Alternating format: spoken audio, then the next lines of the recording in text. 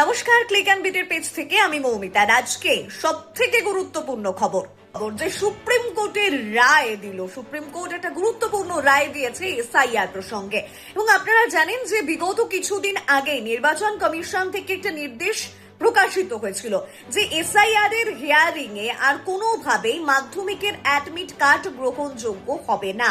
এবং সেই প্রসঙ্গে আজকে শীর্ষ আদালত একটা গুরুত্বপূর্ণ রায় দেয় এবং দেশের শীর্ষ আদালত জানিয়ে দিল যে এবার থেকে যে এসআইআর এর হিয়ারিং এ গ্রহণযোগ্য হবে মাধ্যমিকের অ্যাডমিট কার্ড। এবং জানা গিয়েছে যে মাধ্যমিকের অ্যাডমিট কার্ড নাগরিকত্বের প্রমাণ দেয়, এমনটাই কথা বলেছে সুপ্রিম কোর্ট। এবং তার পাশাপাশি নির্বাচন কমিশনকে আরো একটি নির্দেশ দেওয়া হয়েছে যে ভোটের অসঙ্গতির যে তালিকা, সেই তালিকা কিন্তু সেই সঙ্গে প্রকাশ করতে হবে।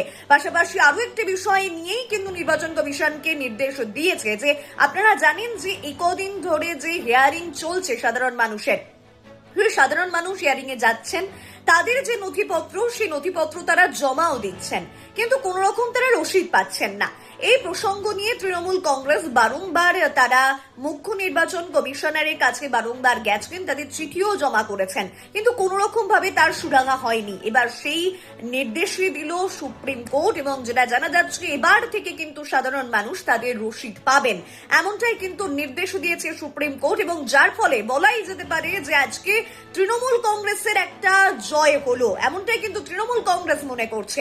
এবং এই সুপ্রিম কোর্টের এই রায়ের পর তৃণমূল কংগ্রেস একটা জয়ের আভাস তারা পাচ্ছেন। এবং এই সুপ্রিম কোর্টের রায়ের পর তৃণমূলের সর্বভারতীয় সাধারণ সম্পাদক অভিষেক বন্দ্যোপাধ্যায় তিনি বলছেন যে ভোটের আগে এবার এসআইআর এর জয় হলো এবং ভোটের সময় অর্থাৎ এবার এসআইআর এর জয়, এপ্রিলে ভোটে জয় হবে তাদের, এমনটাই কিন্তু তিনি জানিয়েছেন।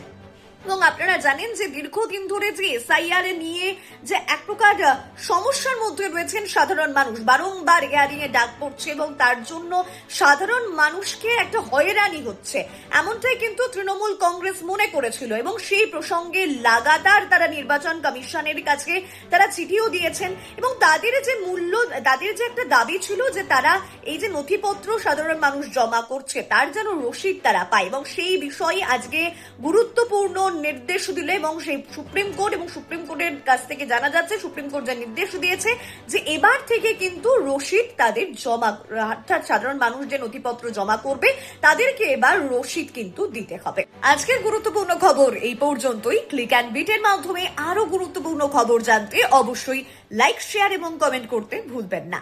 নমস্কার।